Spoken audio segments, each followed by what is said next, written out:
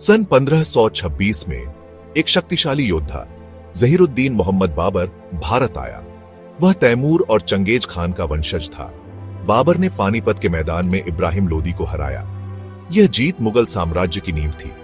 बाबर एक कुशल सेनापति होने के साथ साथ एक विद्वान और कवि भी था। उसने अपनी आत्मकथा बाबरनामा तुर्की भाषा में लिखी। बाबर ने भारत में मुगल शासन की नींव रखी। उसने नई सैन्य रणनीतियां जैसे तोपखाने का इस्तेमाल भारत में लाई।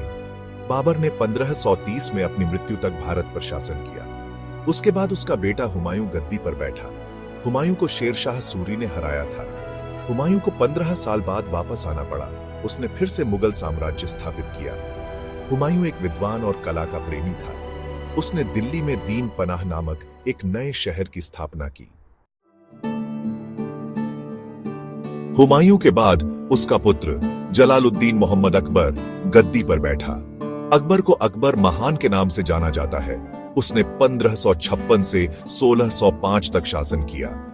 अकबर ने मुगल साम्राज्य का बहुत विस्तार किया।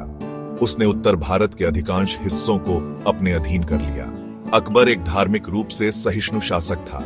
उसने सभी धर्मों का सम्मान किया। अकबर ने जजिया कर समाप्त कर दिया। यह कर गैर मुस्लिमों से लिया जाता था। अकबर ने हिंदू राजपूतों से मित्रता की। उसने कई राजपूतों को अपनी सेना और प्रशासन में उच्च पदों पर नियुक्त किया। अकबर ने कई महत्वपूर्ण प्रशासनिक सुधार भी किए। उसने मनसबदारी प्रणाली की शुरुआत की। उसने भूमि राजस्व प्रणाली में भी सुधार किया। अकबर के शासनकाल को मुगल साम्राज्य का स्वर्णिम युग माना जाता है। अकबर के बाद उसका पुत्र जहांगीर गद्दी पर बैठा।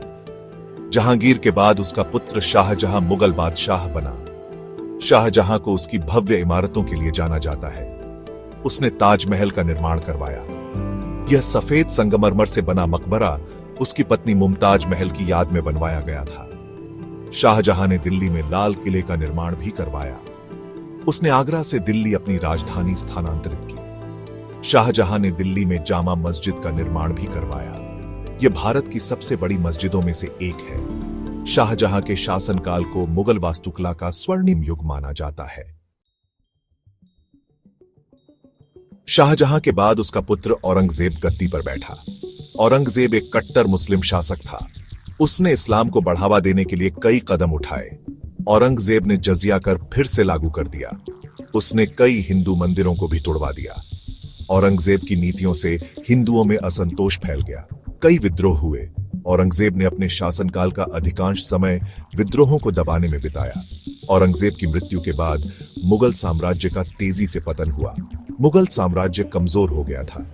अंग्रेजों ने इसका फायदा उठाया। 18वीं सदी के अंत तक अंग्रेजों ने भारत के अधिकांश हिस्सों पर नियंत्रण स्थापित कर लिया था। 1857 के विद्रोह के बाद अंग्रेजों ने औपचारिक रूप से भारत पर शासन करना शुरू कर दिया।